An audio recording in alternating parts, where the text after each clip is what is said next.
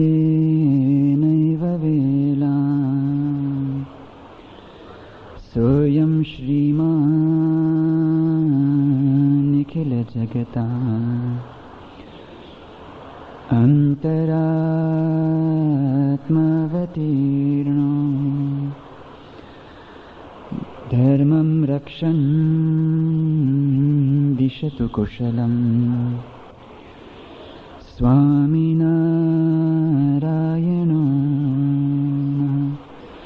मुखं करोति वाचालं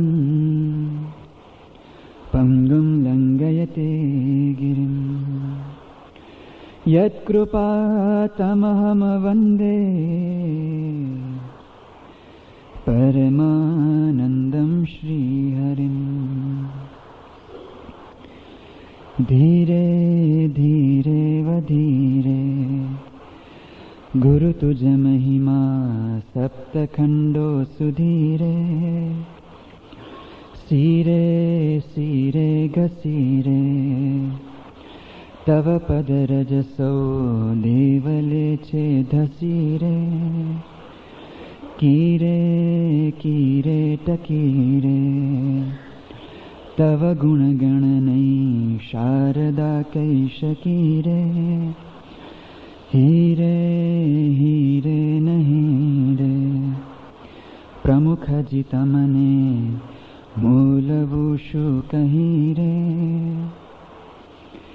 कृपा करो मुझो परे सुख निधि सहजानंद गुण तमारा गाववा बुद्धि आपजो सुख कंद गुण तमारा गाववा बुद्धि आपजो सुख कंद।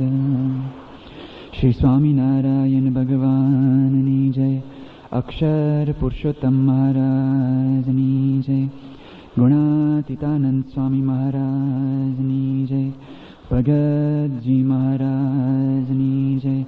योग शास्त्री जी महाराजनी जय। योगी जी महाराजनी जय। गुरु हरि प्रमुख स्वामी महाराजनी जय। दिल्ली अक्षरधाम महोत्सवनी जय जय जय।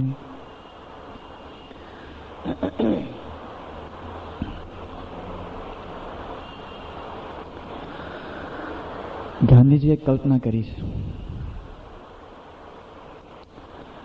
ભલે કદાચ કહેવાયું હોય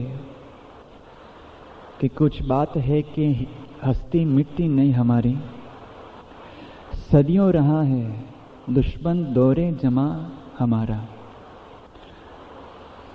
પણ કદાચ એવું તમે માનો કે એવું એક આક્રમણ થાય જબરજસ્ત ભારત ઉપર,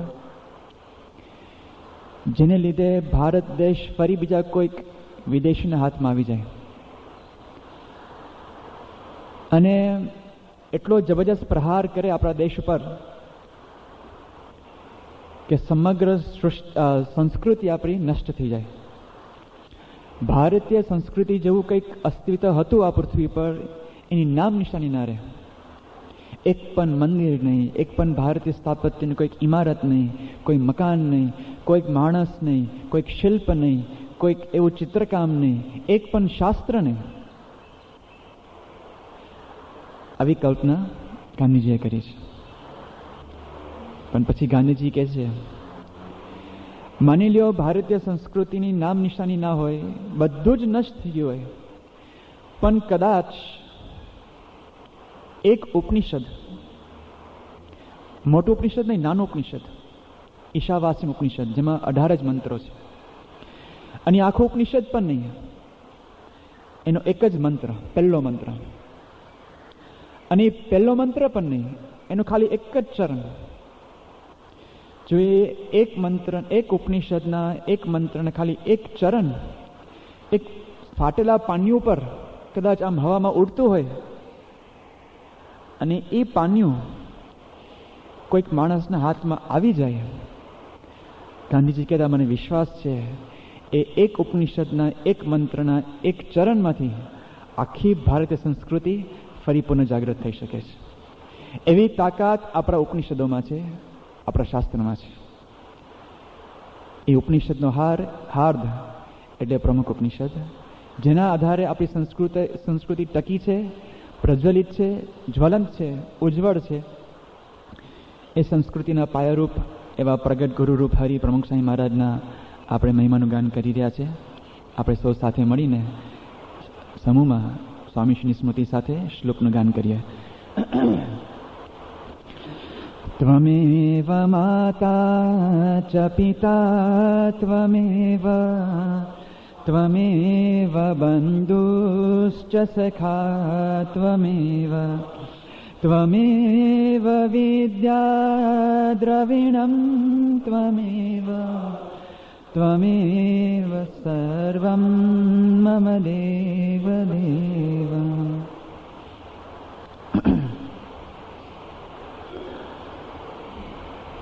આજે ઈશાવાસ્યમ ઉપનિષદની જે આપણે વાત કરી, એનો જે પહેલો મંત્ર છે, ઈશાવાસ્યમ ઇદમ સર્વમ યત કિંચિત જગત્યામ જગત તેન ત્યક્તેન ભુંજીતઃ ન કસ્યચિત ધનમ ગૃદા. આ એનો પહેલો મંત્ર છે. એનો જે એક ચરણ છે, એક ચરણનો એક અડધો ભાગ, તેન ત્યક્તેન ભુંજીતઃ. શાસ્ત્રીય રીતેનો અર્થ બધા જુદા જુદા કરતા હોય છે, પણ એક અર્થ એ પણ નીકળે છે કે ત્યક્તેન ભુંજીતા, ત્યાગ કરીને ભોગવો. આ ભારતીય સંસ્કૃતિ છે. આપણી સંસ્કૃતિ એ ભોગની સંસ્કૃતિ નથી, ત્યાગની સંસ્કૃતિ છે. બહુ જ આ ગહન જ્ઞાન છે. ત્યાગ કરીને ભોગવું, કંઈક છોડવું, પછી પ્રાપ્ત કરવું. ઉમાશંકર જોશી આપણા ગુજરાતના એક મૂર્ધન્ય સાહિત્યકાર થઈ ગયા. એ પોતે એવું કહેતા કે આ ઉપનિષદનું જે ગહન જ્ઞાન એ માતા જીવી જાણે છે. તેન ત્યક્તેન ભુંજીતા. એ પોતે પહેલા ત્યાગ કરે છે, પછી ભોગવે છે. એ ત્યાગ પણ પોતામાંથી કરે છે, આત્મસમર્પણ કરે છે. એટલા માટે માતાનો આટલો બધો મહિમા કહેવાયો છે કે સહસ્રહમ તુ પિતુર માતા ગૌરવેના તિરિચ્યતે. 1000 પિતા કરતાં પણ એક માતા ચડી જાય.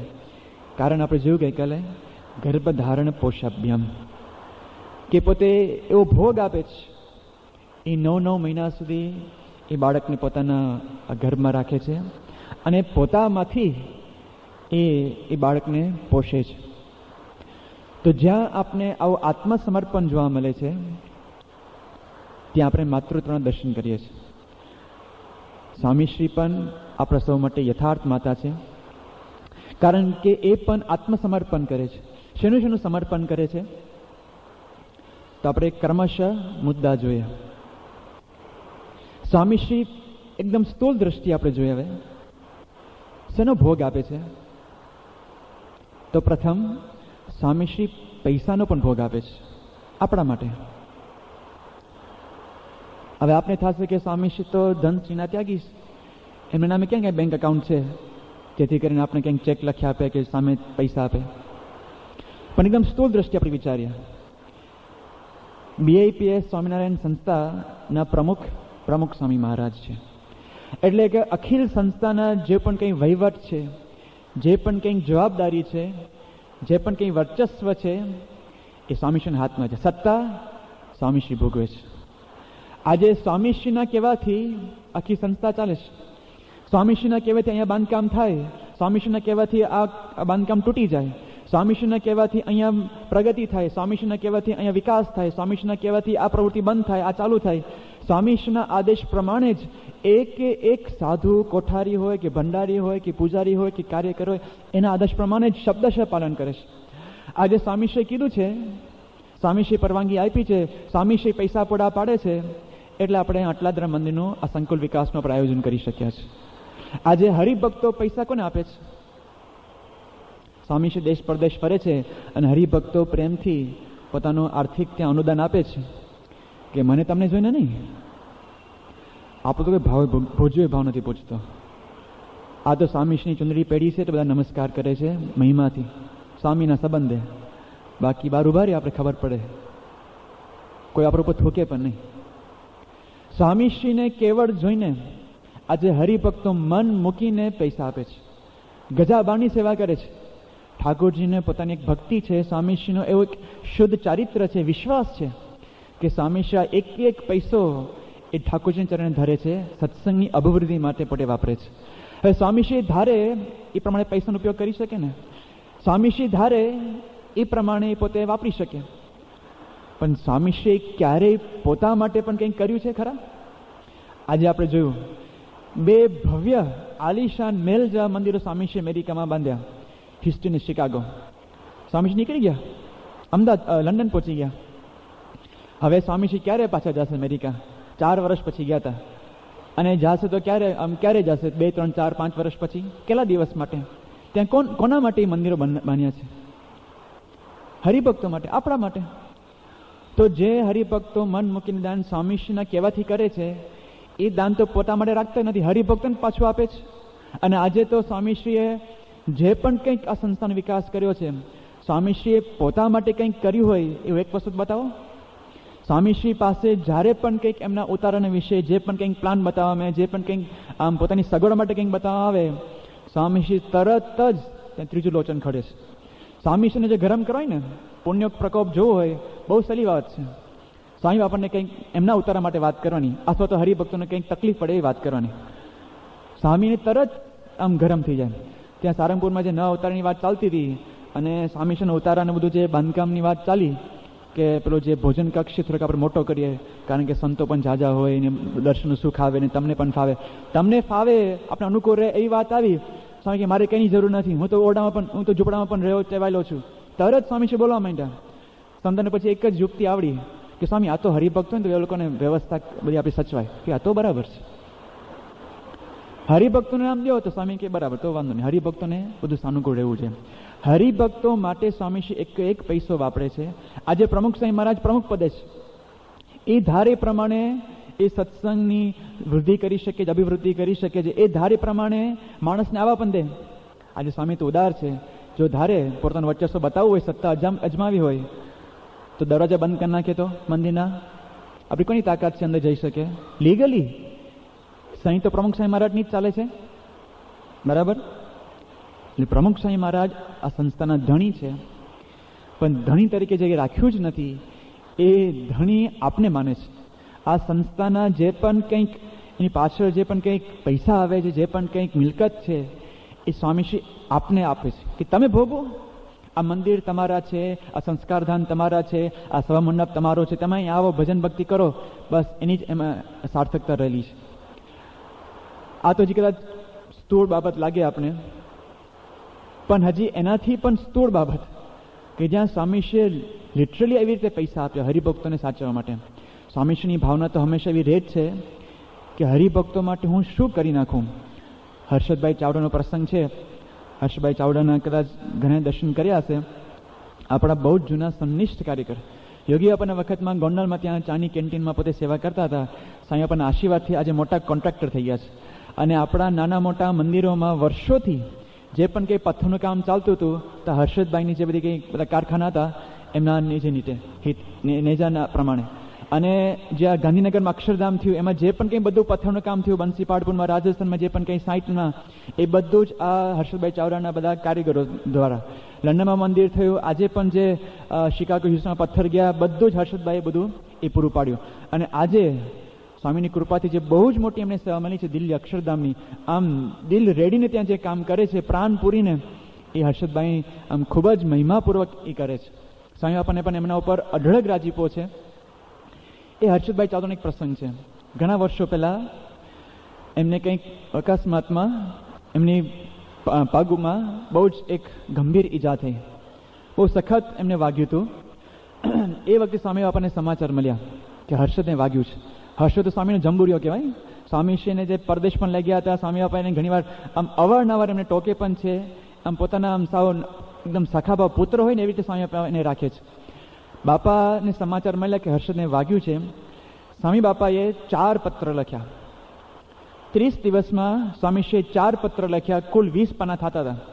એ પત્રનું તમે સંકલન કરો ને, સ્વામીશ્રી જે અંતરની ભાવના છે દરેક હરિભક્તો માટે, આ તો હર્ષદ એક નિમિત્ત બન્યા છે, પણ એમાં સ્વામી જે એક પછી એક જે વાત લખે છે, સ્વામી બાબા પહેલાં લખે છે કે આપના સમાચાર મળ્યા, આપના તારા નહીં, આપના સમાચાર મળ્યા ઘણું દુઃખ રહે છે. દુઃખ થયું એવું નહીં, દુઃખ રહે છે. સમાચાર જાણીને પ્રાર્થના ચાલુ કરી છે, પૂજામાં પણ માળા ફેરવું છું. હરિભક્તને દુઃખ થયું છે, પ્રાર્થના ચાલુ છે, પ્રાર્થના કરી નાખે એવું નહીં, પ્રાર્થના ચાલુ છે, પૂજામાં પણ માળા ફેરવું છું.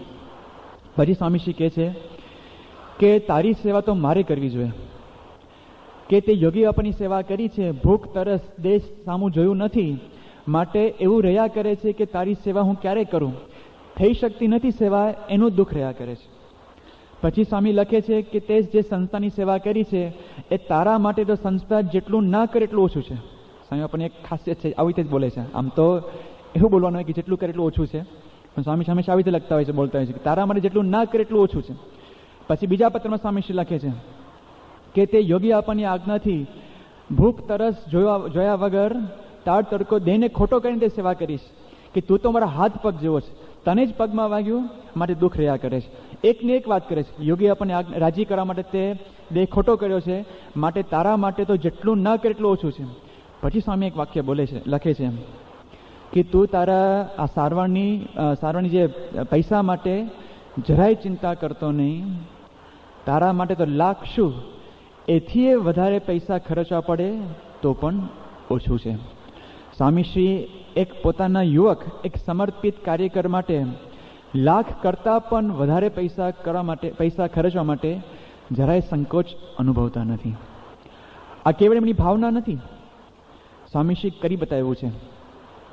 આપણા જ અહીં અટલાદરાના જૂના વડીલ સંત ચતુર્ભુજ સ્વામી શાસ્ત્રીમાળના વખતના ખૂબ જ મહિમાવાળા, ખૂબ જ ભેળો બેઠેલો, એ વખતે પણ જ્યારે વૃદ્ધ અવસ્થા આવી, દેહ પણ સાથ ના આપે, ત્યારે એમની 2 કિડની ફેલ થઈ, 2. એટલે ડાયાલિસિસ વગર પોતાનું જીવન શક્ય જ નહોતું.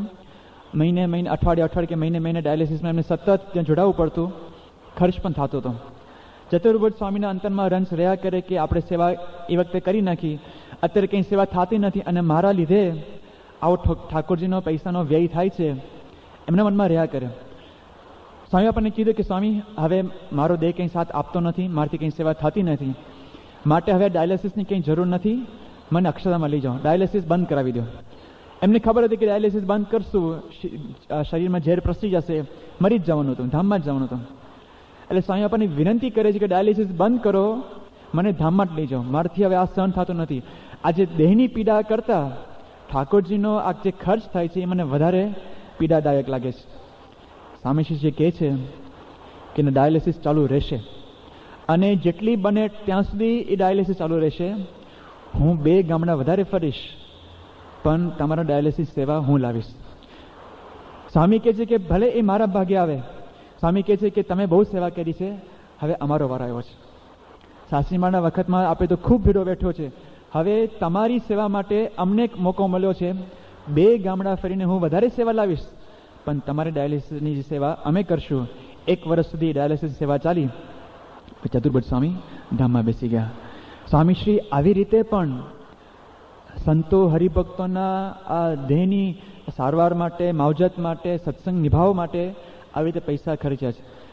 આપણે લાગે કદાચ આ તો સંત છે શાસ્ત્રીમાળના વખતના જૂના, પણ નાના બાળકો કદાચ જેના સંપર્કમાં ડાયરેક્ટ પણ ના આવે એવા બાળકો માટે પણ સ્વામીશ્રી કેવો ખર્ચ કરવા માટે તૈયાર છે. સ્વામીશ્રી ગોંડલ ગુરુકુળમાં હતા અને બધું નિરીક્ષણ કરવા માટે નીકળ્યા. એમ વ્યવસ્થાપક સંતો બધા કાર્યકરો બધા વાત કરતા હતા કે સ્વામી આવી રીતે અમે જમાડે છે, રમાડે છે, છોકરાને રાખીએ છીએ. સ્વામીશ્રીએ તરત ત્યાં ભલામણ કરી કે છોકરાઓને બરાબર પૌષ્ટિક ખાવાનું આપવાનું, દૂધ પણ સારું આપવાનું. સ્વામીએ કીધું કે એ લોકો નાના છે, આ પૌષ્ટિક ખોરાક મળશે તો જ એ લોકોનો સારો વિકાસ શારીરિક રીતે પણ થશે. માટે અને પછી સ્વામીને ખબર હતી કે આપણે ફી ઓછી લઈએ છીએ, એકદમ રાહત દળે આ છોકરાઓને આપણે ભણાવીએ છીએ, ગામડાના છોકરાઓ છે. સ્વામી કે ફી નહીં વધારવાની, પાછી કે વ્યવસ્થા સારી આપે છે એટલે ફી પણ વધારે, એવું નહીં કે હું 2 ગામડા વધારે ફરીશ, પણ છોકરાને સારામાં સારી રીતે રમાડો જમાડો ને રાખો. આ સ્વામીની ભાવના. સ્વામીએ ઉકાઈ છાત્રાલયમાં પણ આવી જ ભાવના વ્યક્ત કરેલી. ત્યાં તો આદિવાસીઓ રહે છે, આદિવાસી. સ્વામી ક્યારેય બાળકોના સંપર્કમાં પણ નહીં આવે, માતા પિતા પણ નહીં ઓળખતા હોય, છતાં જ્યાં સ્વામી ત્યાં ગયા અને ખબર પડી કે છોકરાઓને પાવડરનું દૂધ પીવડાવવામાં આવે છે, પાવડરનું. સ્વામીશ્રીને એકદમ હૃદય ધ્રુવી ઉઠ્યું. સ્વામી કહે છે કે આ નાના બાળકો છે, હજી તો આમ ચડતું લોહી છે, એ લોકોને હજી શરીરનો બાંધો હજી બંધાઈ રહ્યો છે, અને કાચું આવું પાવડરનું દૂધ તમે આપો છો? સ્વામી કે ગાયને ભેંસનું દૂધ આપવાનું, અને એમાં જરાય પાણી પણ ભેળસેળ પણ નહીં કરવાની, કારણ કે જો એ લોકોને સારું દૂધ મળશે. સ્વામી પહેલાં પૂછ્યું કે બધા પી છે કે નહીં? પેલા વ્યવસ્થાપક કહે છે કે એ વ્યવહારુ જવાબ આપ્યો કે સ્વામી જેને ભાવે પી, ના ભાવે ના પી. આ વ્યવહારુ જવાબ કહેવાય, પ્રેમમાં વ્યવહાર ના આવે. સ્વામી કે ચોખ્ખું દૂધ આપવાનું, ગાય કે ભેંસનું દૂધ આપવાનું, પાણીમાં પણ ભેળસેળ નહીં કરવાની એમાં, કારણ કે અત્યારે એ લોકોનું ચડતું લોહી છે, એ પ્રમાણે જે સારો ખોરાક મળે એ પ્રમાણે એ લોકોને પૌષ્ટિક આહારના આધારે એ લોકોનો શરીર બાંધો થતો હોય છે. સ્વામી કે અમે બેઠા છે ને, અમે ખર્ચ ભોગવું છું, તમે શા માટે ચિંતા કરો છો? સ્વામીશ્રી આવી રીતે તો પ્રસંગે આ આર્થિક ભોગ આપવા માટે પણ ખૂબ તૈયારી બતાવી છે, કરી બતાવ્યું છે. પણ હજી આર્થિક ભોગ કરતાં પણ એક સૂક્ષ્મ ભોગ છે કે જે પૈસાથી પણ ના મળે એવી શું વસ્તુ છે? સમય. પૈસા તો કદાચ જાય તો પાછા આપણે કમાવી શકીએ. એકવાર સમય ગયો એ ગયો, તક ગઈ એ ગઈ, દિવસ ગયો એ ગયો, એ પાછો આવતો નથી. સ્વામીશ્રીએ એટલે પૈસા કરતાં પણ એક વિશેષ ભોગ આપ્યો છે, એ સમયનું દાન. સ્વામીશ્રીના મનમાં હર હંમેશ રહ્યા કરે છે કે કેમે કરીને હરિભક્તોને મળવું, કરવું, એ લોકોના પ્રશ્નો સાંભળવું, એ લોકોને સમાધાન આપવું, એ લોકોને સુખ આપવું. સ્વામીશ્રીના કેટલાક અમુક પરિસ્થિતિ એવી સર્જાય છે, એ પોતે લાચાર બની જાય છે. અમુક હરિભક્તોને સાચવવા માટે ક્યારેક અમુક હરિભક્તોને લાભ નથી મળતો, પણ એ વખતે આપણે એવું લાગે છે કે સ્વામી પાસે ટાઈમ નથી, સ્વામી બિઝી છે, મને લાભ ના આપ્યો. પણ એ વખતે આપણે એટલું જ યાદ રાખવું પડે કે સ્વામી બિઝી કેમ છે, કારણ કે એ વખતે બીજા જ હરિભક્તો માટે એ સ્વામી કાઢતા હોય છે. સ્વામી બાપા માટે કોઈ પર્સનલ ટાઈમ જેવું છે જ નહીં. વર્મા સાહેબ બોલેલા એકવાર કે સ્વામી બાપાનું જીવન જ એવું છે ને, પર્સનલ લાઈફ જેવું કંઈક છે જ નહીં. સ્વામીશ્રી પોતા માટે કંઈક ટાઈમ કાઢ્યો હોય એવું આપણે ક્યારે જેવું. સ્વામીશ્રીએ આ આટલા વર્ષના વિચરણમાં, સ્વામી ગાદી ઉપર આવ્યા ત્યારથી આપણે 71ની સાલથી આજે 33 વર્ષ થયા, સ્વામીશ્રી ક્યારે એવું કીધું છે કે ચાલ હવે રવિવારની રજા, હોલિડે, વેકેશન, અથવા તો હું બહુ થાકી ગયો છું, હવે બસ કંઈક હિલ સ્ટેશન ઉપર જવું છે મારે, આમ સાપુતારા કે આમ નાસિક કે કંઈક હવે પરદેશમાં. હવે સ્વામી પરદેશમાં ગયા છે, ક્યાં ફરવા ગયા છે? બાપા સાથે ફર્યા છે પરદેશમાં. સ્વામી બાપા લંડન ગયા હોય, મંદિરની બહાર પગ નથી મૂક્યો. આપણે લાગે કે સ્વામી બાપા લંડન છે, પણ ઉતારાથી ઠાકોરજી સવા મંડપ 3 જ જગ્યા સ્વામી બાપા માટે છે, બહાર જ નથી ગયા સ્વામી. સ્વામી આમ લાગે છે પરદેશ, પણ કંઈક પરદેશની કંઈક આમ હવા ખાવાનું, કંઈક ફરવાનું હોય, સાઇટ સીઈંગ હોય, કશું જ નહીં. સ્વામી બાપા માટે, એમના પોતા માટે કંઈક એમને સમય કાઢ્યો હોય, મારો પર્સનલ રીડિંગ ટાઈમ, મારો પર્સનલ કંઈક પોતાની સાધના, આ જ સાધના મને છે. હરિભક્તો માટે જીવન વિતાવવું એ જ સાધના એમના માટે. સ્વામીશ્રી ક્યારેક આવું બોલી પણ જાય છે. 95નો પ્રસંગ છે. સ્વામીશ્રી ત્યાં મંદિર મહોત્સવ નિમિત્તે ગયા હતા. પ્રતિષ્ઠાને લગભગ 13 દિવસ બાકી છે. 7મી ઓગસ્ટ 1995. એ વખતે સ્વામીશ્રી ત્યાં મંદિરમાં આવે છે, જૂના મંદિરે, અને એ વખતે સોનાવના મૂળ હરિભક્ત પ્રવીણભાઈ એમની નજરે પડે છે. હવે આ પ્રવીણભાઈએ ખૂબ જ મોટી એક સેવા આપણી સંસ્થાની કરેલી.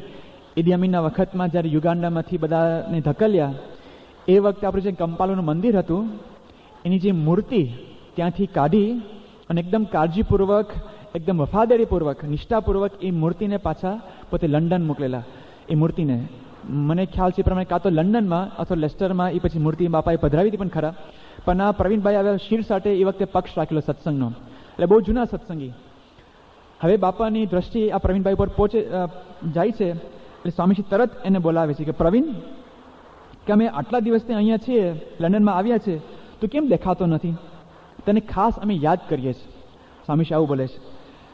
એટલે સ્વામીશ્રી પ્રેમથી નજીક બોલાવે છે, હાથ ફેરવે છે, બધું આમ તપાસ કરે છે કેમ છે કેમ નહીં. સ્વામીશ્રી છે ને એકદમ ચકોર છે, આંખ બધાની આમ ફેસ રીડિંગ એવું પાવરફુલ છે ને, તરત પામી ગયા કે આમાં કંઈક ગડબડ છે.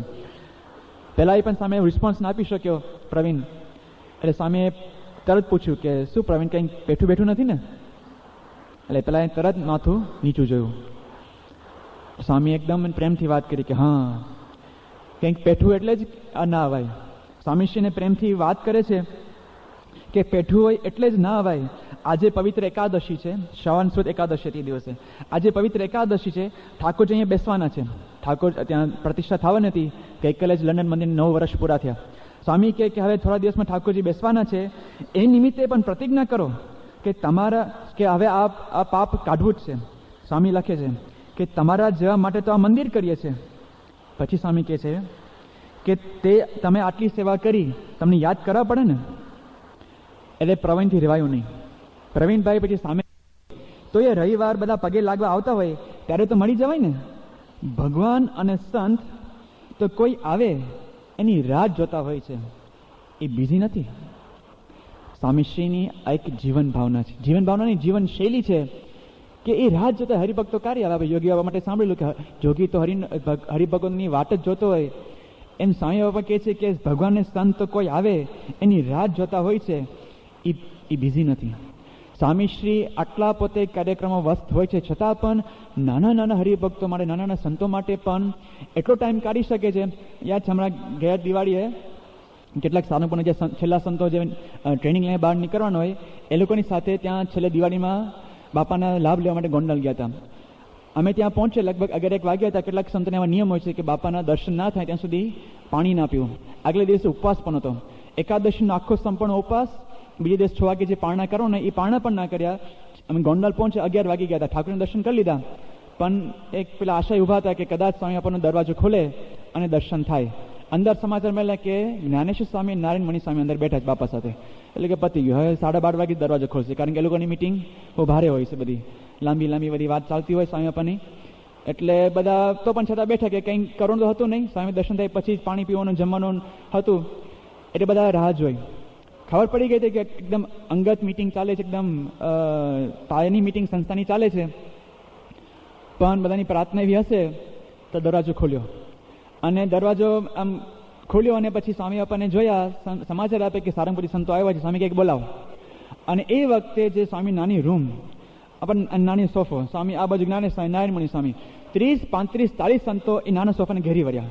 એક ઉપર એક, અંદરથી આમ કોઈ મોઢું કાઢે અને એમ કે સ્વામીને દર્શન થાય. અને સ્વામી બાપાએ એક સંતને નામ પૂછીને ત્યાં વિશેષતા પૂછી. ખાલી નામ પૂછી કે જયસ્વામી આશીર્વાદ છે, ચાલો લાઈનમાં આવી જાઓ બધા, એવું નહીં. નારાયણ મુનિ સ્વામી પાસે બધાનો પરિચય કે આ કોણ, આ ક્યાંનો, કે હા એનો ભાઈ પણ એક સાધુ છે, કે આ સ્વામી આપેલો નહીં, આપેલો અમદાવાદમાં આપણા કાર્યકર છે, બસ એનો દીકરો. પછી કે આ સ્વામી તમે આગળ પેલું ત્યાં યોગી આપણી રૂમમાં પેલા શ્લોક પેલી કડી ગાય છે કે આ પોતે. એમ કરીને એકની વિશેષતા હોય. સ્વામી પછી ટાપસી પડી કે હા બરાબર છે, કે તારા પપ્પાએ તો બહુ સેવા કરેલી. એમ બાપા પછી વચ્ચે પૂછે અને એકબીજાની સાથે ગમત કરતા જાય. લગભગ 10-15 મિનિટ, 15-20 મિનિટ બધા જ સંતોનો પરિચય મળ્યો. અને આમ ત્યારે આપણે એવું લાગે કે સ્વામી આપણને આમ સાવ નવરા હોય ને, નવરા ધૂપ બેઠા હોય અને જીવનમાં કંઈક બીજું કંઈ કામ જ ના હોય એવી રીતે બેઠા હોય એવું આપણે લાગે. હવે એક બાજુ કેટલી અગત્યની મિટિંગો ચાલતી હોય, પણ સ્વામી બાપા જ્યારે સંતો મળે ત્યારે એમ થાય કે બસ. કારણ માટે એમના માટે આ જ સૌથી અગત્યનું કામ હતું. જે પણ એ મિટિંગમાં બેઠા હતા એ સંતોની જ વાત કરતા હતા. સંતોને કેવી રીતે સારી રીતે આપણે ટ્રેનિંગ આપી શકીએ, સંતોને સારી રીતે આપણે તૈયાર કરી શકીએ, સંતોને સંસ્થાની સેવા બરાબર આપણે જોડી શકીએ, એના માટે જ મિટિંગ હતી. આ તો પ્રત્યક્ષ આવ્યા સંતો. સ્વામી બધાને પ્રેમ, ત્યાં 1-2 જણ રહી ગયા હતા પાછા. સ્વામી રાહ જોઈ કે પેલા લોકો ક્યારે આવે. આવીને એ લોકોને પણ બરાબર ન્યાયથી એ લોકોને ત્યાં દર્શન આશીર્વાદનું સુખ આપ્યું. સ્વામી આપણને મનમાં હંમેશા રહ્યા કરે છે. નવરાનો પ્રસંગ છે કે બાપા જ્યારે આફ્રિકા પધારેલા ત્યાં પ્રતિષ્ઠા મહોત્સવ માટે નાયરોબીની, એ વખતે સંતો જ્યારે હરિભક્તોના આગ્રહથી ત્યાં પેલા સફારીમાં હરિભક્તો લઈ ગયા હતા કે સ્વામી હવે તમે આફ્રિકા આવ્યો છો તો બધા જે વાઇલ્ડ પાર્ક બધું હોય, બધા જીરાફ ને બધા સિંહ ને વાઘ ને બધું, એ તમને જોવા લઈ જાઓ. સંતો ત્યાં ગયા. પછી બપોરે આવતા કંઈક બહુ મોડું થયું, 7 વાગી ગયા. સ્વામી બાપા ત્યાં જમીને બેઠા હતા, આરામમાં જ જવાના હતા, પણ સંતોને જોયા કે આવ્યા છે. સ્વામી બાપાએ 15 મિનિટ એ લોકો સાથે બેઠા અને બધું જ પૂછ્યું, સામાન્ય વસ્તુ કે શું જોયું, કેવા પ્રાણીઓ હતા, ખુલ્લા હતા, આમ હતા, તેમ હતા. 15 મિનિટ બાપા બેઠા સંતોને સાથે ગોષ્ઠી કરી. પછી ખબર પડી કે બાપાને નાવા જવું હતું. બાપા સંતો જોઈને ત્યાં બેઠા, નાહીને પછી આરામમાં ગયા. આ તો ઠીક. બીજા દિવસે સવારે બાપાએ પૂજા પૂરી કરી, નાસ્તો પૂરો કર્યો. પછી સંતોને બધાને બોલાવે છે કે આવો રૂમમાં, કે કેટલા કે 5 દિવસથી આપણે અહીંયા આવ્યા છે, મળાયું નથી, રહ્યા કરે છે કે ક્યારે સંતો આવે ને ક્યારે આપણે મળીએ, આવો આપણે બધા મળીએ. એમ કહીને સંતોને અંદર રૂમમાં લઈ જાય છે. અને સ્વામી બાપા આમ સંતોષપૂર્વક પેટ ભરીને બધા સંતો સાથે મળીને વાત કરી. બાપાના મનમાં જે ભાવના છે કે આપણે બધાને મળીએ, મળાતું નથી.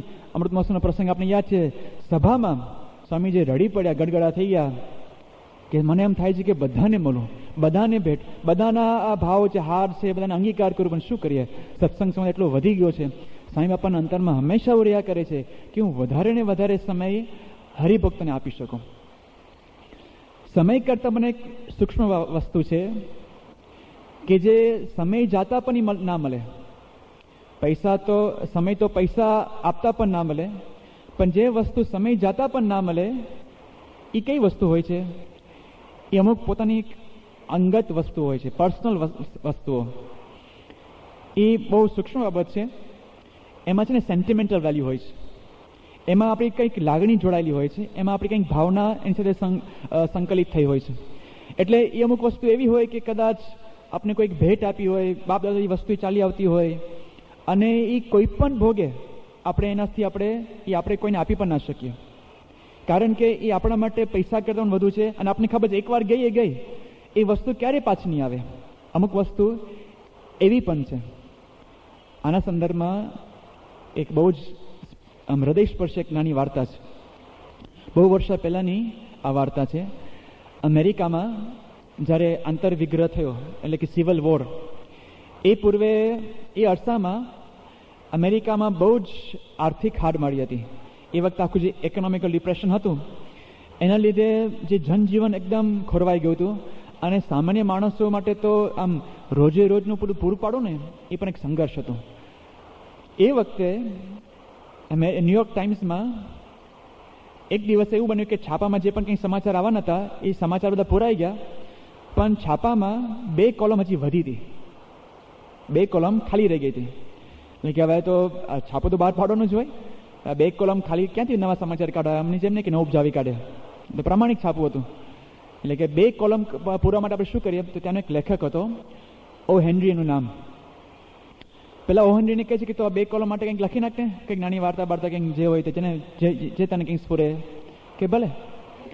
અને એ 2 કોલમમાં એક વાર્તા લખે છે. એ વાર્તા એવી જબરજસ્ત લખે છે 2 જ કોલમમાં, પણ એ આખા એક નવી ક્રાંતિનો એક પ્રેરણા બિંદુ પોતે બને છે. વાર્તાનું નામ છે અ ગિફ્ટ ફ્રોમ મેગી. આટલી જ વાર્તા છે. એમાં બને છે એવું કે એક દંપતી હોય છે, એક કપલ. એ લોકો આવી રીતે જ એ અરસામાં એવી જબરજસ્ત હાડ મારી 2 જ જણા, સાવ ગરીબ પરિસ્થિતિ, માંડ રોજીરોટનું પૂરું પાડે. રોજીરોટી કાઢવા માટે તો લોકો આમ આખો દિવસ મહેનત તો કરે, જે પણ કંઈ કમાય દિવસે ખલાસ થઈ જાય. હવે બને છે એવું કે આ જે પતિ છે એની પાસે એક નાની ઘડિયાળ હોય છે, કાનના ઘડિયાળ આવે ને, એ ઘડિયાળ એને અત્યંત પ્રિય. પત્ની પછી જે પણ કંઈક વસ્તુ વધારે વાલી દુનિયામાં હોય તેના માટે આ ઘડિયાળ હતી. એના પિતાજીએ આપેલી, અને એના પિતાએ પણ એને કંઈક બાપ દાદાથી એને પ્રાપ્ત થયેલી એવી એક સુંદર નાની મજાની કાંડા ઘડિયાળ હતી.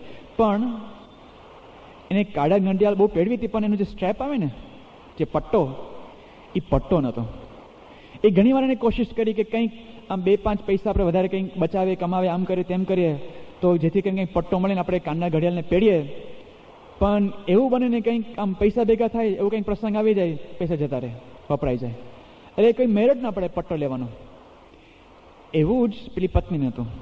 પતિના વાળ છે ને બહુ સારા હતા, એકદમ લાંબા અને સોનેરી. પત્નીને પણ દુનિયામાં જોતી સૌથી કદાચ વાલું, પતિ કરતાં વધારે, પતિથી પછી કંઈક વાલું વસ્તી હોય તેની વાર હતા. એના મનમાં એવું રહ્યા કરે કે જો કંઈક સારો સ્કાર્ફ મળે ને તો આ સુંદર વાર છે ને આપણે બાંધીએ ને આપણે શોભા વધે. મનમાં કાયમ રહ્યા કરે. એ પણ બહુ પ્રયત્ન કરે બિચારી કે હું કંઈક પૈસા ભેગા કરું, આમ કરું તેમ કરું, થોડીક ઓવર ટાઈમ કરું, પૈસા બચાવું, પણ પૈસા ભેગા ના થાય. 2-5 પૈસા ભેગા થાય અને કંઈક એવો પ્રસંગ આવે, કંઈક બગડી જાય, કંઈક રિપેરિંગ આવે, એટલે પૈસા વપરાઈ જાય. ઘણા બધા મહિના આવી રીતે પસાર થઈ જાય છે. પછી ક્રિસમસ આવે છે, અને એ ક્રિસમસના અવસર પર આ 2 જણા અંતરમાં એક વિચાર સ્ફુરે છે. ક્રિસમસનો દિવસ થાય છે અને એ દિવસે આમ તો રજાનો દિવસ છે, પણ એ દિવસે પણ આ લોકોએ કામ કરવા જવું પડે છે. એવી લોકોની ગરીબ પરિસ્થિતિ. એ સવારે જ્યારે એકબીજાને આમ ગુડ બાય કહે છે ને, ત્યારે પતિ પેલા પત્નીને કહે છે કે આજે તું છે ને નોકરીથી વહેલી આવી જજે, કારણ કે તારા માટે આજે એક સરપ્રાઈઝ લાવવાનું છે, સરપ્રાઈઝ ગિફ્ટ. કેમ કે મેં તમારા માટે પણ એક સરપ્રાઈઝ ગિફ્ટ મેં વિચારી રાખી છે, તમે વહેલા આવી જજો, આપણે એકબીજાને સરપ્રાઈઝ ગિફ્ટ આપશું. એ લોકો નોકરીએ પહોંચે છે, પણ મનમાં એક જ રટના કે ક્યારે આ છોટું અને બજારમાં જઈ પેલી ગિફ્ટ લઈ અને રાત્રે ઘરે પહોંચું. આખો દિવસ એ રટના લગ્ની લાગી હોય છે. વહેલા લોકો નોકરી છૂટે છે, બજારમાં જાય છે, જે પણ કંઈ ગિફ્ટ લેવાની હોય છે એને બરાબર રેપ કરી અને ઉતાવળે પગલે લોકો ઘરે પહોંચે છે. ઘરે પહોંચીને એકબીજાના અંતરમાં એટલો બધો હર્ષ છે, આનંદ છે કે આજે તો આવી ગિફ્ટ આપી દેવું છે ને, અને એ ખુશ થઈ જાય બસ. અને એટલા બધા આનંદમાં હોય છે એકબીજાના મોઢા સામે પણ જોઈ શકતા નથી. એકબીજાની જે ગિફ્ટ છે અરસપરસ એ આપી દે છે. અને પછી પોતાની ગિફ્ટ જે પતિએ પત્નીએ આપી હોય એ પોતે પોતાની ગિફ્ટ ખોલે છે, અને પત્નીએ જે પતિને આપી હોય એ ગિફ્ટ પણ પોતે ખોલે છે. અરસપરસ એકબીજાની ગિફ્ટ એ લોકો ખોલતા હોય છે. શું હોય છે ગિફ્ટમાં? પેલા પતિ પોતાની ગિફ્ટ ખોલે છે ને, એમાં ઘડિયાળની પેલો પટ્ટો હોય છે, અને જે પતિએ પત્નીને ગિફ્ટ આપી હોય છે એમાં એક સ્કાર્ફ હોય છે. પણ કરુણતા તો એ છે, પેલા પતિ જ્યારે એની ગિફ્ટ ખોલે છે અને હાથમાં પટ્ટો આવે છે ને, ત્યારે ઉપર જોઈ છે કે ઓહ, કે તારા માટે હું સ્કાર્ફ લાવ્યો, પણ મારી ઘડિયાળને વેચીને સ્કાર્ફો લાવ્યો છે. અને જ્યારે સામે મોઢું જોઈ છે ને પત્નીનું, ત્યારે ખ્યાલ આવે છે કે વાર બધા ઉતારી નાખ્યા છે. પેલી બાઈ કહે છે કે મેં વાર ઉતારી વેચી અને તારા ઘડિયાળ માટે મેં પટ્ટો લાવી હતી. વાર્તા પૂરી. આટલી જ વાર્તા હતી. આ વાર્તાએ અમેરિકામાં તરખાટ મચાવી દીધો. આવી પરિસ્થિતિ છે અમેરિકામાં. ત્યાર પછી આખું ઇકોનોમિક રેફોર્મેશન આવ્યું. જ્યારે પ્રેમ હોય ને, સાચો પ્રેમ, ત્યારે પોતાની વાલી વસ્તુ પણ સમર્પિત થઈ જાય. વાલી વસ્તુ કંઈક મોંઘી હોય એવું પણ જરૂર નથી, પણ પોતા માટે જ્યારે અંગત હોય ને, સ્વામીશ્રી માટે કોઈ વસ્તુ અંગત છે જ નહીં. અંગતમાં અંગત સૌથી વધારે શું છે? ઠાકોરજી છે અને હરિભક્તો છે. સ્વામીશ્રીનો પેલો પ્રસંગ તો બહુ વિસ્તારપૂર્વક કહી શકાય એમ છે. સાંઈ બાપા માટે જે સૌથી વાલી વસ્તુ હતી તો પેલી પ્રસાદીની માળા. પ્રસંગ આપણે સૌ જાણીએ છીએ. શાસ્ત્રીજી મહારાજની પ્રસાદીની માળા યોગીજી મહારાજના કહેવાથી બાપાને મળી હતી. શાસ્ત્રી મહારાજના કહેવાથી પેલા હરિભક્તો લઈ ગયા. એકવાર યોગી શાસ્ત્રી મહારાજે કીધું કે હે ગુરુ, હવે એને યાદ કરશો જ નહીં. સ્વામી બાપાએ આપી દીધી. સૌથી એને, કારણ કે ગુરુની સ્મૃતિ હતી, બે ગુરુની એક સાથે સ્મૃતિ હતી, પ્રસાદીની હતી. સ્વામી બાપાએ એકવાર ગઈ હરિભક્તોને ગઈ છે ને, સ્વામીના આજ્ઞાથી ગઈ છે ને, ફરી વાર યાદ કરી જ નથી એવા માળા. પછી તો વર્ષો પછી એ આપને પ્રાપ્ત થઈ અને બાપાના કહેવાથી પછી ત્યાં અક્ષરધામ પર ત્યાં પ્રદર્શનમાં મૂકી છે.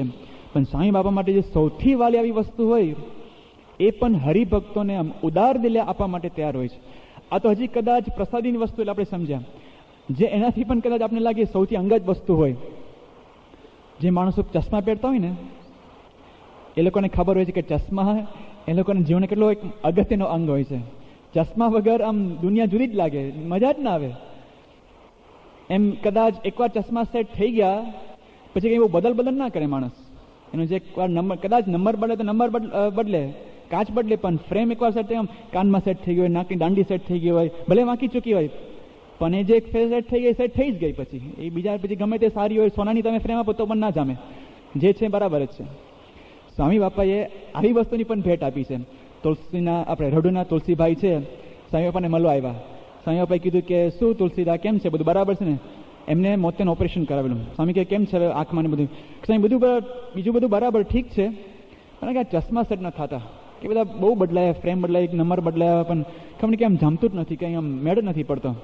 સ્વામી કે એમ કે આ જો તો સ્વામીએ તરત પોતાના ચશ્મા કાઢ્યા અને તુલસીભાઈને ત્યાં સામે પહેરાવ્યા કે આ જો તમે સેટ થતો જુઓ તો.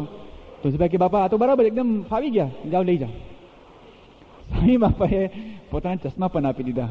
આ વસ્તુ બહુ નાની લાગે છે. ચશ્મા કંઈક આમ હીરા માણેક નથી જડેલા, એમાં અંગત વસ્તુ છે ને, પણ અંગતમાં અંગત સ્વામી બાપા માટે આપણે હરિભક્તો છે. એનાથી પણ એક વધારે અંગત વસ્તુ, સૌથી અંગત વસ્તુ શું હોય છે? આપણે વસ્તુ નહીં, આપણી પ્રકૃતિ, આપણી રુચિ, આપણા સ્વભાવ, એ આપણા માટે તો સૌથી અંગત છે ને. જન્મ જન્મથી તો જડાયેલું આવ્યું છે જીવ સાથે. સ્વામી બાપાએ એ પ્રકૃતિનો પણ ત્યાગ કર્યો છે, પ્રકૃતિનો પણ ભોગ આપ્યો છે. કેવી રીતે? વિચાર કરો. મહારાજે સત્પુરુષની વ્યાખ્યા કરી, સત્પુરુષનું લક્ષણ બતાવ્યા છે. મહારાજ કહે છે કે એવા કોઈક સત્પુરુષ છે કે જેને આ જગતમાં તો વાસના જ નથી, પ્રીતિ જ નથી. આ જગતથી અત્યંત નિસ્પૃહી, અસંગી એવા ગુણાતી સત્પુરુષ છે. છતાં પણ એ પોતે આ લોકમાં આવે છે.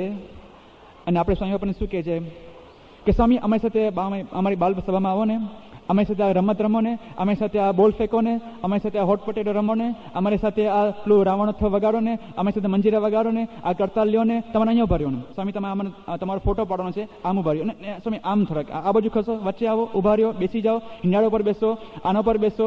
સ્વામીને આપણે કહીએ છીએ કે તમારા કોઠી ઉપર તમે ફૂલ નાખો, મારી તિજારીમાં ફૂલ નાખો, મારી ગાડીમાં તમે પૂજન કરો, મારી ગાય ઉપર હાથ નાખો, અમારા છોકરાને લામે લટ લો, એનું નામ પડો, આમ કરો. કેટલી વસ્તુ આપણે સ્વામી પાસે કરાવડાવે છે. હવે જે માણસને આ સમગ્ર વિશ્વ કેવું લાગે છે, કાક વિષ્ટા તુલ્ય લાગે છે. મહારાજ કહે છે કે આંખ મીચીને અમે ભગવાનનું ચિંતન કરીએ છીએ તો 14 લોકનું બ્રહ્માંડ અમને તૃણવત ભાસે છે. સ્વામી બાપાને આ લોકમાં શું કંઈક આમ માલ મનાય છે? એવા પુરુષ પાસે આપણે આવી બધી વસ્તુઓ કરાવે છે. સ્વામીને વાતમાં લખ્યું કે જ્યારે અક્ષર સુધી દ્રષ્ટિ પહોંચે ત્યારે અનંત કોટી બ્રહ્માંડ ફાટી પડે, તૂટી જાય તો પણ થડકો ના થાય. અનંત કોટી બ્રહ્માંડો આમ નષ્ટ થઈ જાય તો પણ પેટનું પાણી ના હલે. એ આપણા જેવા માણસ અક્ષરની દ્રષ્ટિએ પોતે સાક્ષાત અક્ષર છે, જેની ગણતરીમાં અનંત કોટી બ્રહ્માંડ નથી, એની પાસે આપણે આપણા છોકરાને લટ લેવડાવે છે. એની પાસે આપણે ઝૂંપડામાં આપણે ગાય ઉપર એને હાથ મુકાવડાવે છે. એમના પાસે આપણે આપણો કૂવો ખોદાવડાવે, દળ આપણે પેલું ઘંટી દળવા દે, દળવાનું આપે. આવી બધી વસ્તુ મહારાજે વાત કરી કે આ પોતે અક્ષર બ્રહ્મ છે, પોતે સાક્ષાત એનું સ્વરૂપ છે. શાસ્ત્રો વાંચો, આપણે ખબર પડે કે બ્રહ્મના કયા લક્ષણ છે. અનો અણિયાન મહતો મહિયાન. આ દુનિયામાં જેથી સૌથી મોટી વસ્તુ છે અક્ષર બ્રહ્મ છે. જે સૌથી સૂક્ષ્મમાં સૂક્ષ્મ વસ્તુ છે એ અક્ષર બ્રહ્મ છે. જેના આધારે સકલ બ્રહ્માંડ, આખી સૃષ્ટિ, એનો જે આધાર છે એ સત્પુરુષ છે, એ અક્ષર બ્રહ્મ છે. જેના માટે મહારાજ કહે છે કે એની આંખમાં પ્રકાશ કરનારા ભગવાન છે. એટલા માટે સકલ બ્રહ્માંડના જીવમાં આંખમાં પ્રકાશ જે સામર્થ્ય મળે છે એ આ સત્પુરુષને મળે છે. કે જેના પગમાં ચાલનારા ભગવાન છે એટલા માટે સકલ બ્રહ્માંડના જીવોને ચાલવાની શક્તિ મળે છે. જેના અંગો અંગમાં એક ઇન્દ્રિયોમાં ભગવાનનો વાસ છે, ભગવાનની શક્તિ છે, એટલા માટે અખિલ બ્રહ્માંડના સકલ જીવને એ ચાલવાની હલવાની કંઈક પ્રેરણા મળે છે, શક્તિ મળે છે. એ સત્પુરુષના આધારે જગતનો આધારરૂપ છે. મહારાજે વાત કરી સારંગપુરના પહેલા વચનોમાં કે જે બ્રહ્માંડ, જે અનંત કોટી બ્રહ્માંડનું જે સુખ એ વારે ફેરીને નાખી દે એટલું ભગવાનના એક નિમિષ માત્ર દર્શન થાય છે. એટલા નિમિષ માત્ર દર્શનમાં સુખ મળે છે. એ ભગવાનનું તો સ્વામી બાપાને અખંડ સ્મૃતિ છે. અખંડ 24 કલાક ત્રણેય અવસ્થામાં સ્મૃતિ તૂટી જાય તો તાળું ફાટી જાય, એ બાપાની સ્થિતિ છે. જે માટે મહારાજે કીધું છે કે અનંત કોટી બ્રહ્માંડનું જે સુખ એ તમે ભેગું કરો છતાં પણ ભગવાનના એક રોમનામાં કોટીના ભાગમાં પણ ના આવે. એ ભગવાનને તો બાપાએ નખશિક પર્યંત નખશિક પોતાના અંગોંગમાં ધાર્યા છે. નાકમાં નાક, આંખમાં આંખ, હોઠમાં હોઠ, જીભમાં જીભ. એ પુરુષનું સાક્ષાત્કાર છે. જે મહારાજે કીધું છે કે ભગવાનનું અક્ષરધામ છે, એની આગળ તો અનંત કોટી દેવતાઓને ભલે સ્વર્ગલોક હોય, નરક તુલ્ય છે, કાકવિષ્ઠા છે. એ પોતે સાક્ષાત એ રૂપ છે, પોતે જ અક્ષરધામ છે, ચિદાકાશ રૂપ છે, સચ્ચિદાનંદ બ્રહ્મ છે. એ પુરુષ જેના માટે નેતિ શાસ્ત્રો કહેતા થાકી ગયા, હાથ ઊંચા કરી નાખે છે. જેના માટે શાસ્ત્રો કહે છે કે અમારી ગતિ ત્યાં સુધી છે જ નહીં, એવી પરમ સ્થિતિ એ બિરાજમાન છે. એ સત્પુરુષ પાસે આપણે આવો કરાવે છે. જેની દ્રષ્ટિમાં આ લોકમાં કંઈક આવતું જ નથી. વિવેક સાગર સાહેબ પોતાનો પ્રસંગ કહે છે, 82ની સાલમાં બાપા સાથે પોતે મુંબઈથી લંડન જતા હતા. પ્લેનમાં બાજુમાં બેઠા હતા અને વિવેક સાગર જ્યારે પ્લેન પેલા મિડલ ઇસ્ટના દેશો પરથી પસાર થાય છે, એ વખતે વિવેક સાગર સ્વામી બાપાને કહે છે, બાપા આપણા ચશ્માથી નીચે જુઓ ને, એમ દ્રષ્ટિ કરો નીચે. મિડલ ઇસ્ટનો દેશ હતો ને બધા, એટલે બાપાને કહે છે કે તમે બાપા એકદમ સરળ એટલે એકદમ નિર્દોષતાથી પોતાના ચશ્મા પહેરીને નીચે. વિવેક સાગર સ્વામી એમ નહીં કે તમારા દિવ્ય ચશ્માથી તમે નીચે દ્રષ્ટિ કરો. સ્વામી કે એમાં તો અક્ષરધામ સિવાય ક્યાં કંઈ દેખાય છે. જેની દ્રષ્ટિમાં અનંત કોટી બ્રહ્માંડ નથી, જેની દ્રષ્ટિમાં અક્ષરધામ સિવાય કંઈ છે નહીં, એક રોમમાં અનંત કોટી બ્રહ્માંડો ફળે છે. મધ્યનો 42 વાંચો ક્યારેક. સગુણ નિગુણ પણ અક્ષર બ્રહ્મ જે વર્ણન કર્યું છે, આમ સહેજ આપણે ખાલી 2 મિનિટ આંખ બંધ કરીને આપણે વિચાર કરીએ ને, આપણે વાડો ઉભા થઈ જાય. આ પુરુષ મળ્યા છે, એ આપણે મને મુલાકાત આપે છે, દર્શન આપે છે, મારા પત્રનો જવાબ આપે છે, મને ફોન ઉપર મળે છે. આ પુરુષ, અને આપણે આવું એમની પાસે કેવી એમની સ્થિતિ છે અને આપણા માટે ક્યાં આવી ગયા છે. એમની સ્થિતિનો પણ એક બાજુ જરાય પણ મોભો નહીં.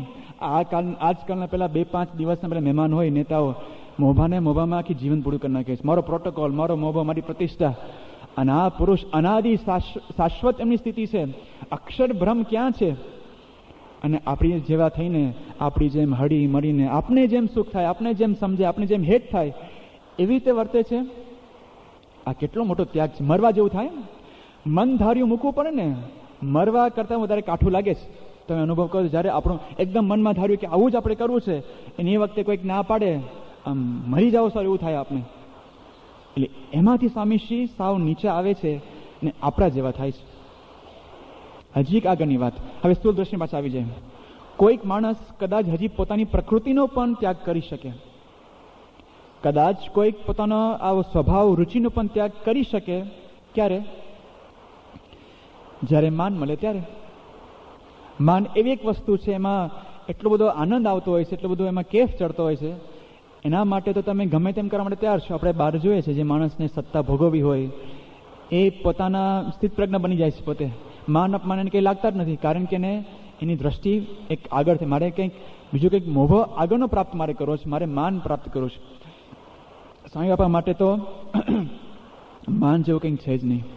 સ્વામી બાપાએ આપણા માટે માનનો પણ ત્યાગ કર્યો છે. એના માટે એક જ પ્રસંગ કાફી છે. 84 ને 85ની સાલમાં આપણે ખ્યાલ છે કે ગુજરાતમાં કેવું વાતાવરણ હતું. અનામત આંદોલનને લીધે આખું ભારત, આખું ગુજરાત 7-8 મહિનાથી આમ ભડકે બળતું હતું.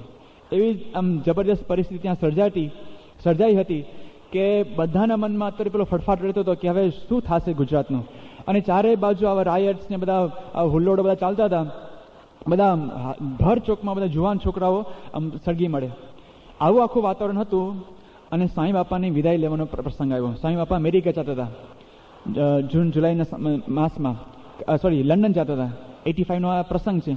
કારણ કે લંડનમાં બહુ જ ભવ્ય ઉત્સવ થવાનો હતો, કલ્ચરલ ફેસ્ટિવલ ઓફ ઇન્ડિયા. પહેલી વાર ભારતથી આપણે કારીગરોને બધું વસ્તુ લઈ અને પરદેશની ભૂમિમાં આપણે આવો મોટો આપણે સમયો કરવાના હતા. ભારતનો પરિચય આપણે પરદેશમાં આપવાના હતા. અને એલેક્ઝાન્ડર પેલેસમાં આવો ભવ્ય આખો સમારંભ હતો. એના કરતાં પણ ક્વીન્સ પાર્ક રેન્જર્સ સ્ટેડિયમમાં સ્વામી બાપાની સુવર્ણ તોલા થવાની હતી. આ ન ભૂતોનો ભવિષ્યથી એવો આ પ્રસંગ આખો હતો. એટલે બધાને ઉમંગ તો હોય જ કે બાપાને આપણે શાહી વિદાય આપે, સન્માન કરીએ આપણે. તો અમદાવાદમાં એક ભવ્ય વિદાય સમારંભ ગોઠવાયો. હજારો હરિભક્તો ભેગા થયા કે બાપાને આપણે આવા દિવ્ય પ્રસંગે બાપા જાય છે તો આપણે એમને સારી રીતે વિદાય આપીએ. એ જ વખતે, એ જ દિવસે, એ જ સાંજે અમદાવાદ મંદિરમાં મિટિંગ ગોઠવાઈ.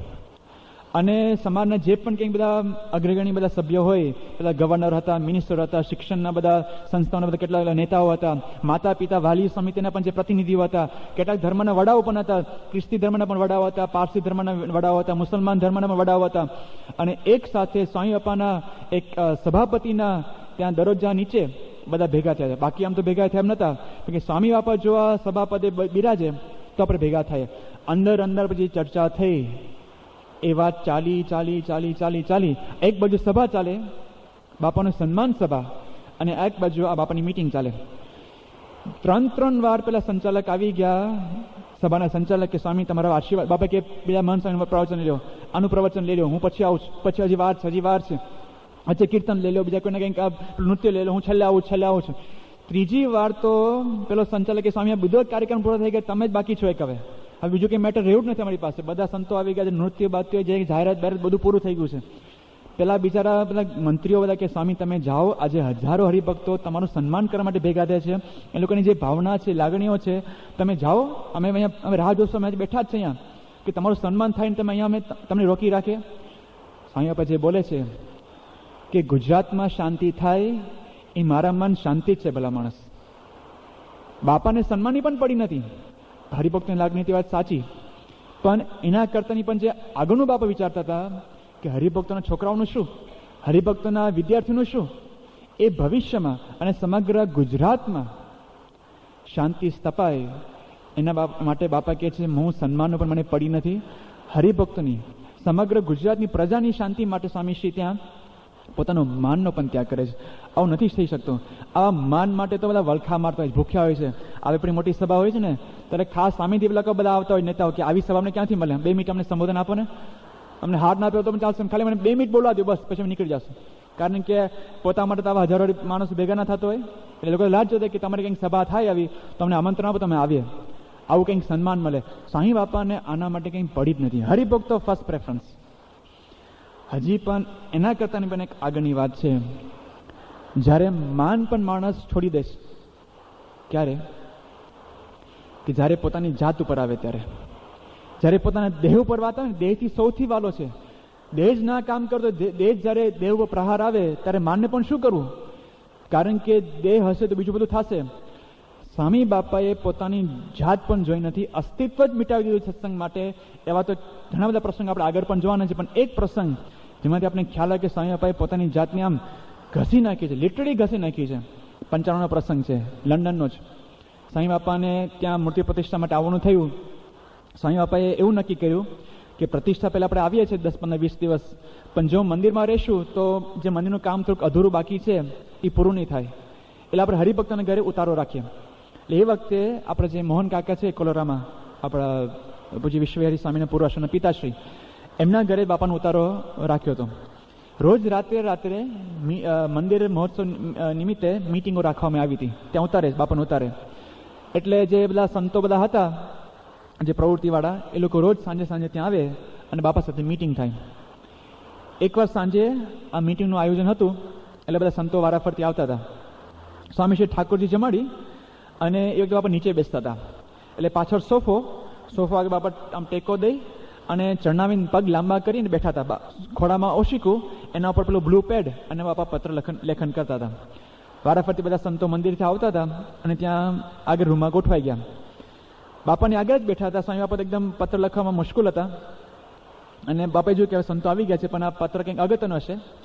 એટલે બાપાએ પત્ર લખવાનું પૂરું કર્યું. પત્ર 2-5 મિનિટ ચાલ્યો હશે, પત્ર પૂરો થયો. બાપાએ પેડ બંધ કરી અને એક બાજુ મૂકી દીધું. બાપાના ખોડામાં એક ઓશિકો હતું, બાપાના ચણાવીને લાંબા હતા ને, એટલે બાપાએ પૂછ્યું સંતોને કે સંતો શું જોવો છો? સંતો તો એકદમ એકીટસે બાપાની મૂર્તિ ધારણ કરતા હતા, પ્રેમથી દર્શન કરતા હતા. એમાં સંતોને થોડી ગમત સૂજી. એટલે સંતો કે એક સંત કે સ્વામી તમારે ચરણાવીને અમે જોતા હતા, અમે ગોતતા હતા કે આ 16 ચિહ્ન કેમ દેખાતા નથી. આપણે તો જાણીએ છીએ કે જે ભગવાન હોય તો ભગવાનના અખંડારક સંત હોય, એના ચરણાવીનમાં 16 ચિહ્ન હોય.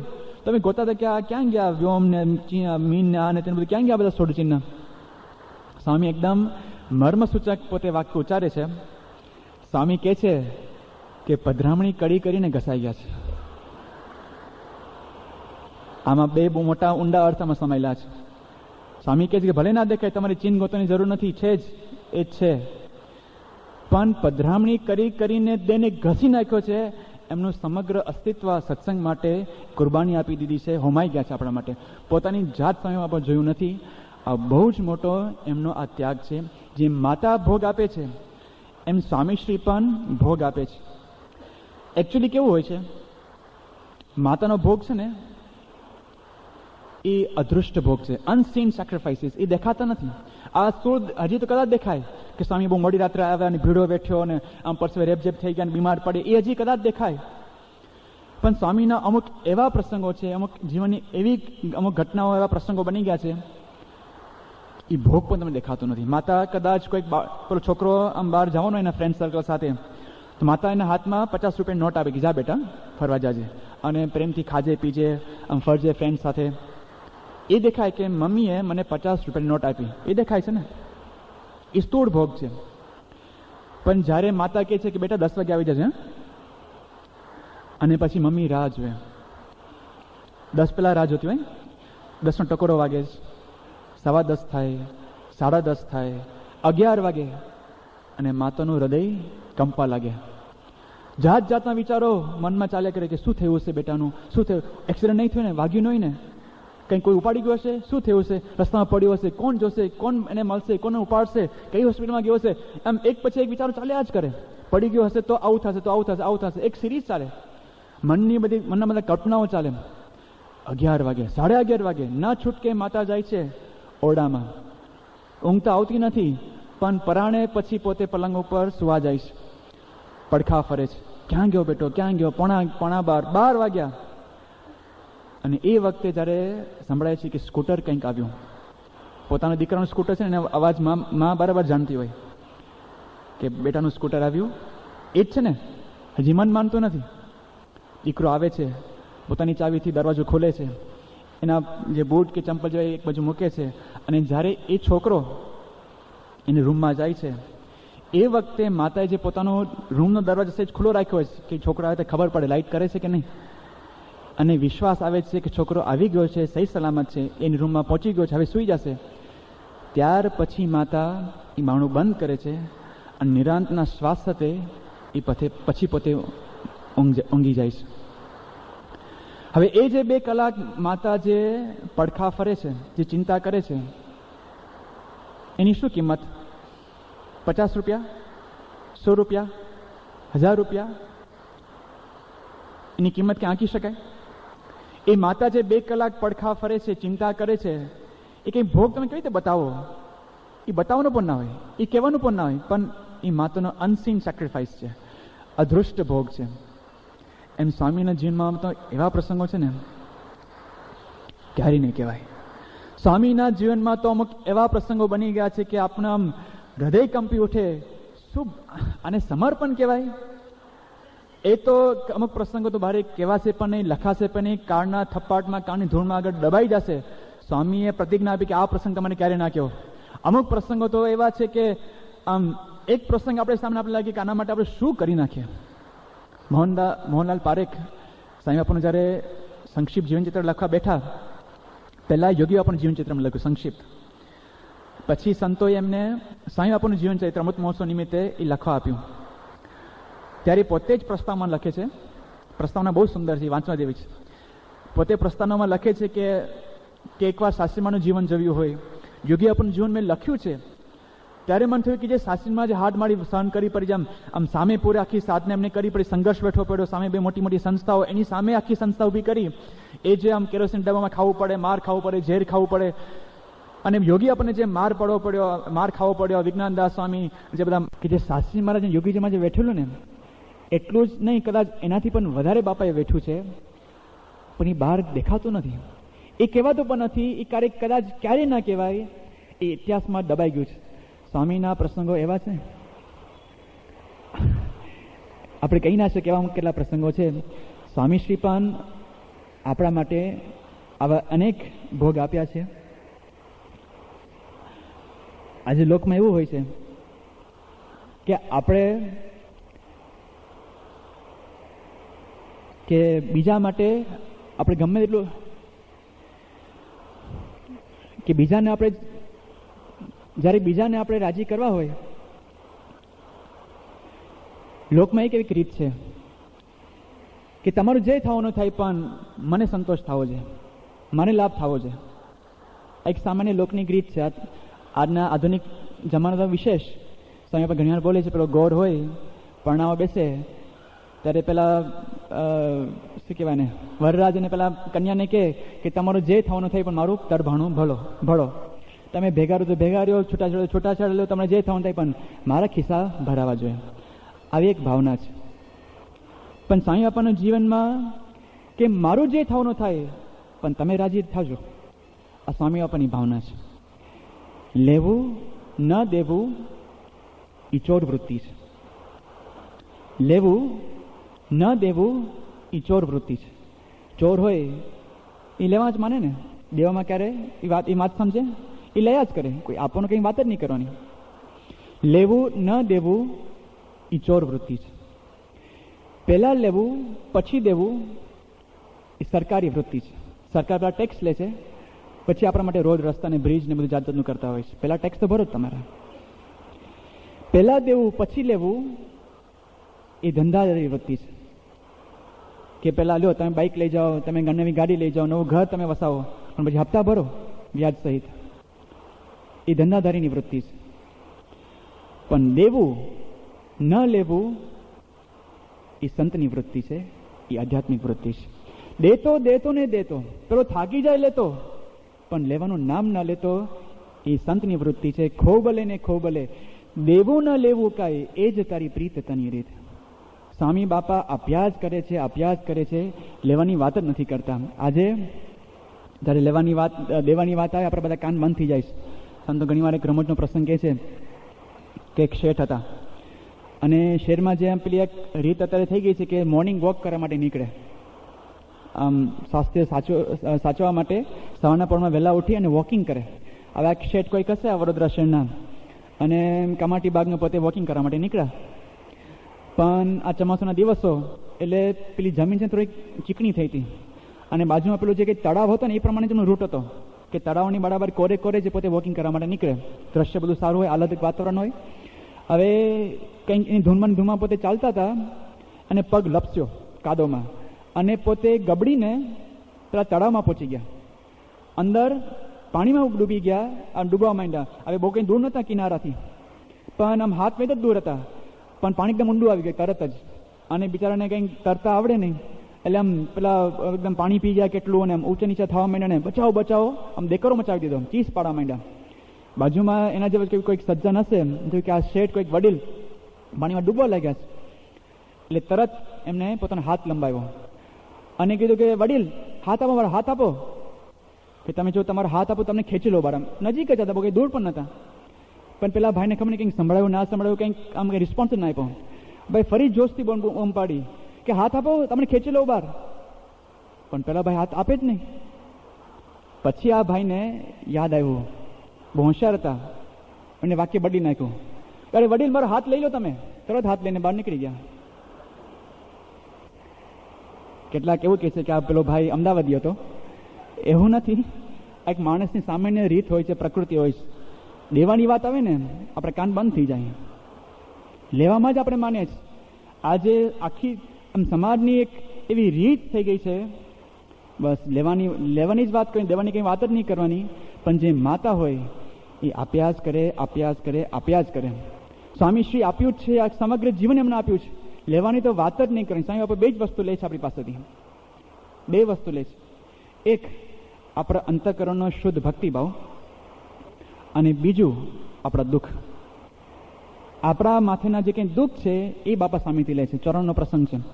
સ્વામીશ્રી ત્યાં ન્યુયોર્કમાં હતા, સાંજની સભા શરૂ થઈ ગઈ હતી, પણ સ્વામી બાપા કંઈક પેલી ડૉક્ટરની તપાસ માટે કંઈક બહાર જવાનું થયું હતું. 5:25 સમય થયો. એ વખતે સ્વામીશ્રી બરાબર સભા મંડપમાં એન્ટ્રી લે છે. ન્યુયોર્કનું નાનું મંદિર, આ બાજુ સ્ટેજ, સાઈડમાં એ વખતે ઠાકોરજી હતા. સ્વામી બાપા એન્ટ્રી લે છે. એ વખતે ત્યાંના એક યુવક જીતુભાઈ એ બધે કીર્તન ગાતા હતા. કીર્તનના શબ્દ એવા હતા, પોતાના કંઈક સ્વરચિત કીર્તન હશે. કીર્તનની કડી એવી આવી કે એક ઝોલી મેં ફૂલ રખો, એક ઝોલી મેં કાંટા હોગા. આવું કંઈક ભાવનો એમનું પદ હશે કે એક જોડીમાં તમે ફૂલો રાખો અને એક જોડીમાં તમે કાંટા રાખો. સ્વામી બાપા એન્ટ્રી કરે છે અને એકદમ સ્પોન્ટેનિયસલી બાબા બોલે છે કે અમે તો કાંટા લઈને ફૂલ જ આપીએ છીએ. સ્વામી બાપાની એક બહુ સાહજિક રીતે જીવન ભાવના વાણી દ્વારા વ્યક્ત થાય છે કે અમે તો કાંટા જ લે છે અને સામે ફૂલો જ આપીએ છીએ. ઘરો ઘર ઘૂમનાર શ્રીજી રસના પાનાર, ગ્રહી ભક્તોના દુઃખ સુખ આપે અપાર. ભક્તોના દુઃખ ગ્રહણ કરી કરીને સ્વામી અપાર સુખ આપ્યું છે. સ્વામી બાપા આટલું જ જાણે છે કે હરિભક્તોને કેવી રીતે હું દુઃખ લઉં અને સામેથી સુખ આપું, કારણ કે પોતે એક માતા છે. એક માતાનો એક પ્રસંગથી આપણે પૂરો કરીએ. પરદેશનો એક નાની વાર્તા છે. એક બાઈ છે, એની એકને એક દીકરી, 10-12 વર્ષ દીકરી હશે. એને અચાનક એક રોગ લાગુ પડી જાય છે. એ રોગ એવો ભયંકર હોય છે, એવો એક અસાધ્ય, એક વિશિષ્ટ પ્રકારનો અસાધારણ રોગ હોય છે કે ઘણી બધી તપાસ કર્યા પછી પણ ડૉક્ટરોમાં કંઈક આમ ખ્યાલ ના હોય કે આ કેવી પ્રકારનો રોગ છે. એકદમ ટ્રોપિકલ કે એક્ઝોટિક, એક અનયુઝ્યુઅલ એક ડિઝીઝ હતું. પછી ડૉક્ટરે તો ઘણા બધા પ્રયત્નો કર્યા, તપાસો કરી, આ ટેસ્ટ કરાવ્યા, પેલા ટેસ્ટ કરાવ્યા, પણ ખબર ના પડી કે આ રોગ હકીકતમાં શું છે. તો રોગ જ હાથમાં ના આવે તો પછી એનો ઉપચાર ને એની દવા બધું કેવી રીતે કરવું. એટલી વાત એ લોકોને ખબર પડી ગઈ કે આ રોગ છે ને ચેપી છે, અસાધ્ય રોગ છે અને ચેપી રોગ છે.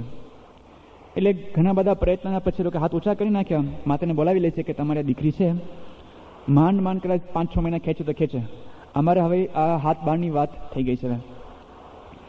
માતા કે વાંધો નહીં, તમે તમારો પ્રયત્ન કર્યો છે, ભગવાન ઈચ્છા, પણ કે હવે 5-6 મહિના છે તો હવે મારી દીકરીને બરાબર હું વાલથી રાખું કે તમારે ઘરે નહીં લઈ જવાની, તમારે અહીંયા આવીને જ રમાડવાની. એટલો બધો ચેપી રોગ હતો કે એને એકદમ સ્પેશિયલ ક્વોરન્ટીનમાં, આઈસીયુમાં રાખવામાં આવતા. અને જે પણ કોઈ ડૉક્ટર કે નર્સ આવે એ લોકો સ્પેશિયલ આખું પેલું સૂટ પહેરે, મોઢું પણ આખું કવર થઈ જાય, હાથમાં ગ્લવ્સ હોય, આખા આમ શરીરમાં એ લોકો પેલું એપ્રોન પહેરી યુનિફોર્મ પહેરીને અંદર જવાનું. ડૉક્ટરે કીધું કે તને અમે અંદર જવા દે, પણ આવો સૂટ તારે પહેરવો પડશે. કે વાંધો નહીં. મને કીધું ખાસ સૂચના આપી, તું ધ્યાન રાખજે, આ રોગ ચેપી છે, એનો કોઈ ઈલાજ પણ નથી, કોઈ એનો ઉપાય પણ નથી, એટલે તું ખાસ ધ્યાન રાખજે કે કોઈ પણ પ્રકારનું જે બોડી ફ્લુઇડ એનો કોન્ટેક્ટ ના થવો જોઈએ. થૂક છે, પરસેવો છે, યુરિન છે, બ્લડ છે, એવું કંઈક આપણે ના થાય તો ખાસ ધ્યાન રાખજે. કે આ ભલે વાંધો નહીં. પેલી બાઈ રોજે રોજ જાય છોકરીને રમાડવા માટે, બરાબર સૂટ પહેરે, અને પછી છોકરીને રોજ રમાડે, જમાડે, રમકડાને આપે, વાર્તા કે ખૂબ વાલ કરે. પણ પછી બને છે એવું, એક આશ્ચર્યકારી ઘટના બને છે કે 3-4 મહિના પસાર થતા જાય છે, એમાં છોકરીની જે કંઈક રોગની જે કંઈક નિશાની બધી હતી એ ઓસરવા માંડે છે. એટલે કે છોકરી સાજી થતી જાય છે. ડૉક્ટર થાય છે કે આની પાસે આપણે કંઈક દવા નથી કરી, છતાં પણ છોકરી સારી થતી જાય છે. અને એના કરતાં મને એક આશ્ચર્યકારી ઘટના કે માતાને રોગ લાગુ પડી ગયો. જે પણ કંઈ ચિહ્નો છોકરીમાં દેખાતા હતા એ બધા જ ચિહ્નો હવે માતામાં આવવા લાગ્યા. આનું રહસ્ય શું હતું, શા માટે આવું બન્યું, એનો આપણે ખુલાસો આવતીકાલે કરશું. શ્રી સ્વામિનારાયણ ભગવાનની જય.